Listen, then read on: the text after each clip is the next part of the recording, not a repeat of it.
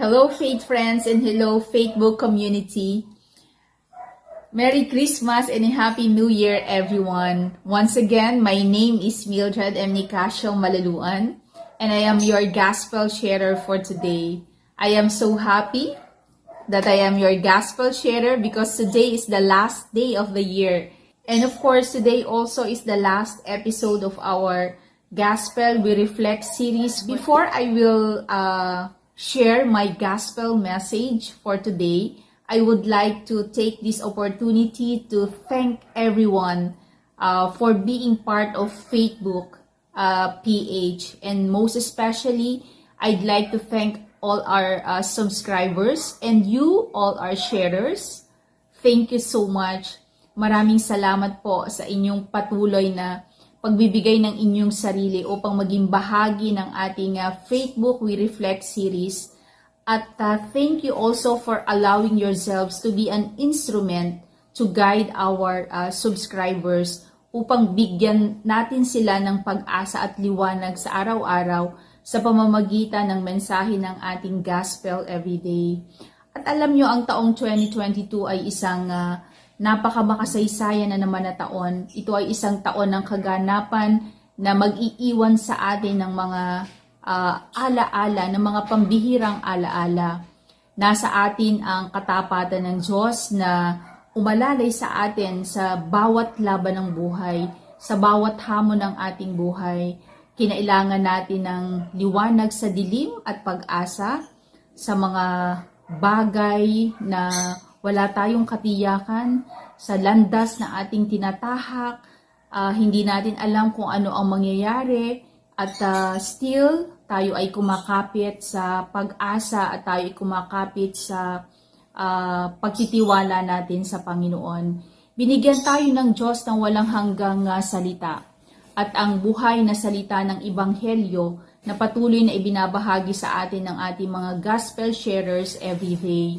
At of course, narito po ang Facebook PH, patuloy pa rin na maglilingkod at patuloy pa rin po na mag-aalay sa atin lahat ng ating gospel reflection araw-araw sa pamamagitan ng ating Facebook YouTube channel at ang ating iba't ibang platforms ng ating Facebook PH. At patuloy po kami nag-aanyaya sa inyong lahat na sana po ay at tayo ay mag-login at mag-register sa iba't ibang Facebook platforms upang ating pag-aralan ang Diyos, upang ating i-discover ang maraming magagandang balita at magagandang pag-asa sa Panginoon. Patuloy nating kilalanin ang Diyos upang atin siyang patuloy na mahalin at patuloy na paglingkuran. Alam niyo po kapag tayo ay merong alam tungkol sa ating pananampalataya at kapag kakilala natin ang Diyos, iba po kasi ang laban ng buhay. Kasi ramdam natin at ang pag-asa ay hindi tayo bibitaw sa Kanya. Lahat ng imposible ay mangyayari at lahat ng walang katiyakan ay mangyayari kapag tayo ay kumakapit sa Diyos. Pero para ang lahat po ng ito ay mangyari, kailangan meron tayong alam. Kailangan nating bigyan ng pagkakataon ng ating sarili upang alamin natin at pag-aralan natin ang ating pananampalataya.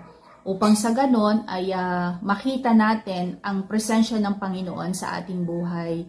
At ito pong taon ng 2023, ang Facebook PH ay magbibigay pa po sa inyo ng maraming mga videos at kami po ay mag-upload ng mga bagong videos upang patuloy po kami na magbigay ng updates sa ating pag-aaral tungkol sa Panginoon.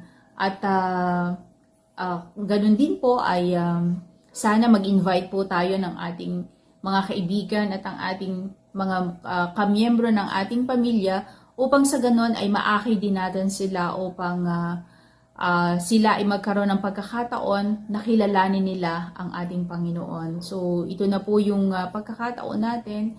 It's about time for us to know more about God, to love God, and to serve God sa ating pang-araw-araw na buhay in whatever situation or condition na naroroon tayo. tayo po ay bigyan po natin ng pagkakataon ang ating sarili. Okay? So maraming salamat po muli sa inyong lahat in behalf of Faithbook PH. Kami po ay nagpapasalamat sa inyo sa taong 2022 at marami pa po tayong pagsasamahan ngayong darating na taon ng 2023. So once again, Merry Christmas and Happy New Year everyone! Thank you so much, Faithbook community!